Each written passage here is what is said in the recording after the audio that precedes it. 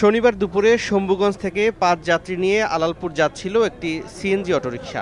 এ সময় ময়মনসিংহ শেরপুর সড়কে বিপরীত দিক থেকে আসা দ্রুতগামী একটি ট্রাক নিয়ন্ত্রণ হারিয়ে অটোরিকশাটিকে চাপা দেয়। এতে ঘটনাস্থলেই অটোরিকশার যাত্রী মুক্তিযোদ্ধা মোস্তাফিজুর রহমান ও তার স্ত্রী রহিমা খাতুন সহ ৪ জন নিহত হন। আহত হন আরও ২ জন। খবর পেয়ে পুলিশ ও ফায়ার সার্ভিস কর্মীরা ঘটনাস্থলে গিয়ে আহতদের উদ্ধার করে ময়মনসিংহ মেডিকেল কলেজ হাসপাতালে ভর্তি করেন। ড্রাইভারটাই অতিরিক্ত বেশি রকম চালায় আসছে, তো তাই এই দুর্ঘটনা হয়েছে। ট্রাকের তলে অটো এবং সিএনজি দুইটাই তলে ছিল।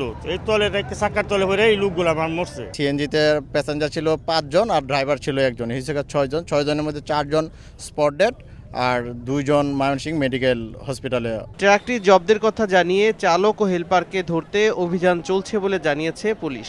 ট্রাকের যে ড্রাইভার বা হেলপার এদেরকে আমরা সন্ধান করতেছি, এরাও সম্ভবত আহত হয়েছে যে দুর্ঘটনার অবস্থায়। নিহত মুক্তিযোদ্ধা দম্পতির বাড়ি তারাকান্দা উপজেলায়। এছাড়া সহোদর আব্দুল কুদ্দুস এবং আবু ইউনুস ফুলপুরের বাসিন্দা বলে জানা গেছে। সময় সংবাদ, ময়মনসিংহ।